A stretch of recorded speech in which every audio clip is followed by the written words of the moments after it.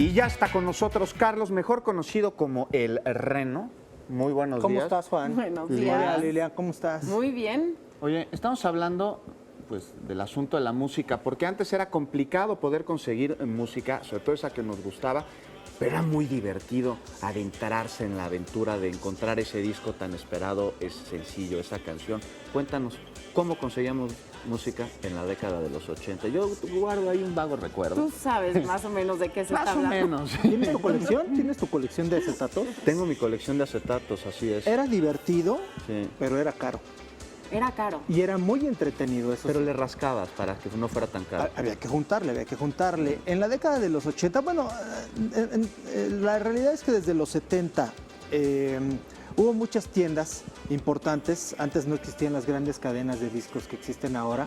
De hecho, no les va tan bien ya como No, antes. bueno. No, bueno, es que ahora es digital. Sí, Ahorita ya sí. están también tendiendo a desaparecer, ¿no? Sí. Con toda esta revolución digital Ahora y ya poder tienen- encontrar todo. ya tienen que ¿Ah, sí? meter videojuegos, ropa, Sí, hay gadgets, plus. cosas, ¿no? Como para sobrevivir. Pero antes era una aventura en la que conocías barrios, te adentrabas en lugares insospechados, porque había una pequeña tiendita especializada, digamos, en música heavy metal. ¿Te acuerdas de Aquarius se llamaba? Aquarius, el Sí. satélite, y me Sí. están diciendo aquí de última hora que había otra en Calzada del Hueso. Ahí en Villacuapa, sí. Villacuapa, esa no la conocí yo. Para la banda metalera. Sí, No, yo necesito que nos expliquen más o menos cómo era Acuarios o estas tiendas, porque no todo el mundo nos tocó ir a estas tiendas. Eran lugares de culto. lugares Ok. de culto. Mira, había lugares pequeños donde había cabinitas con un pequeño tornamesa de 45, entonces eran discos de este tamaño. Sí.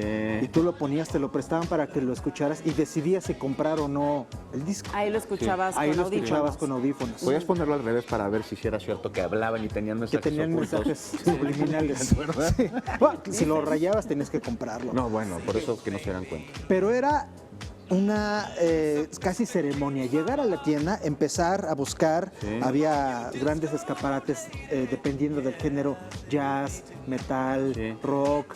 Y uno iba a estas tiendas porque era casi imposible encontrar los discos importados. Wow. Era como, ¿sabes? Como mucho de estatus. Tener el disco nacional era bueno, pero tener el disco importado de Led Zeppelin o de Queen o de Wall, Pink Police. Floyd. En ese época, ¿qué se oía? A ver, en los 80 terminábamos de oír todo lo progresivo.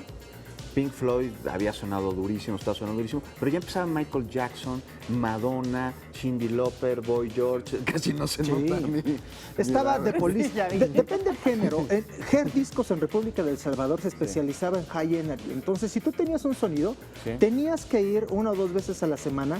Traían las novedades, Sí. las escuchabas. A veces había poquitas copias, 3, Sí. 4 discos del mismo artista. Sí. Entonces, si no eras de los primeros que llegaban y compraban el disco, no tu pasaba sonido nada. ya out.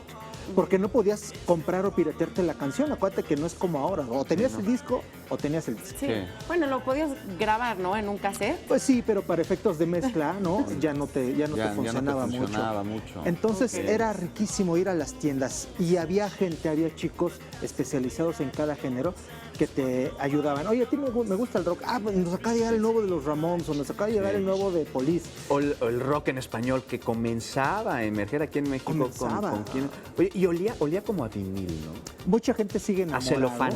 de abrir el celofán. el Por el- olor por el del papel disco con el que nuevo. se Es envolvían como los el del libro, ¿no? Sí. Ajá. Se te queda grabado y plasmado. Por eso era una ceremonia y por eso era tan rico. De verdad, uno pasaba 3 hasta 4 horas dentro de una tienda de discos. Sí. Había unas muy chiquitas.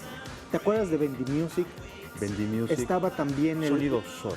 Sonido Sorda. Ahí en la zona rosa. Estaba también.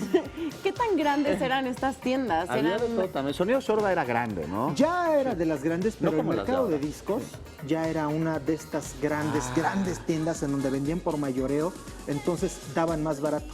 Aún así, no todas las tiendas daban el privilegio de comprar un disco importado que lo pagabas, ¿no? Dabas tu anticipo y tardaba de 15 días hasta 2 meses Sí. en llegarte el disco. Pues era una espera Sí, no. desesperante, Claro. ¿no? Porque ya cuando te hablan, oye, ya venga por su disco, híjole, hasta invitabas a tus amigos, eras el más Sí. feliz.